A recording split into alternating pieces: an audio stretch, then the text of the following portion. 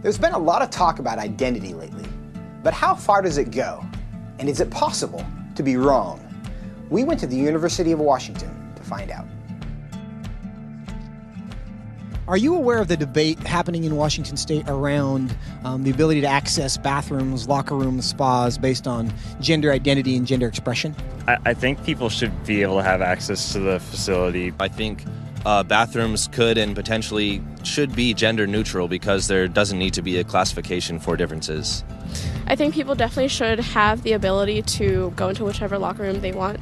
I feel like at least public universities should do their best to accommodate for those who do not have a specific gender identity. You know, whether you identify as male or female and whether your sex at birth is matching to that, you should be able to utilize the resources. So if I told you that I was a woman, what would your response be? Good for you, okay, like, yeah. Nice to meet you. I'd be like, what? Really? I don't have a problem with it. I'd ask you how you came to that conclusion. If I told you that I was Chinese, what would your response be? I mean, I might be a little surprised, but I would say, good for you, like, yeah, be who you are. I would maybe think you had some Chinese ancestor. I would ask you how you similarly came to that conclusion and why you came to that conclusion. I would have a lot of questions, just because on the outside I would assume that you're a white man. If I told you that I was 7 years old, what would your response be? I wouldn't believe that immediately. I probably wouldn't believe it, but I mean, it wouldn't really bother me that much to go out of my way and tell you, no, you're wrong. I'd just be like, oh, okay, he wants to say he's 7 years old. If you feel 7 at heart, then then so be it. Yeah, good for you. So if I wanted to enroll in a first grade class, do you think I should be allowed to? Probably not, I guess. I mean, unless you haven't completed first grade up to this point and for some reason need to do that now. If that's where you feel like mentally you should be, then I feel like there are communities that would accept you for that.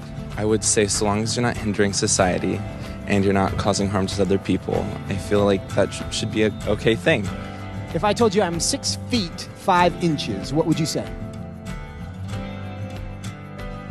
That I would question. Why? Because you're not. No, I don't think you're 6'5". If you truly believed you're 6'5", I don't think it's harmful. I think it's fine if you believe that. It doesn't matter to me if you think you're taller than you are. So you'd be willing to tell me I'm wrong? I wouldn't tell you you're wrong. No, but I say that I don't think that you are. I feel like that's not my place as like another human to say someone is wrong or to draw lines or boundaries. No, I mean, I wouldn't just go like, oh, you're wrong, like that's wrong to believe in it. Because I mean, again, it doesn't really bother me what you want to think about your height or anything. So I can be a Chinese woman. You sure. But I can't be a 6'5" Chinese woman. Yes. If you thoroughly debated me or explained why you felt that you were 6'5", I feel like I would be very open to saying that you were 6'5", or Chinese, or a woman. It shouldn't be hard to tell a 5'9" white guy that he's not a 6'5" Chinese woman. But clearly it is. Why? What does that say about our culture? And what does that say about our ability to answer the questions that actually are difficult?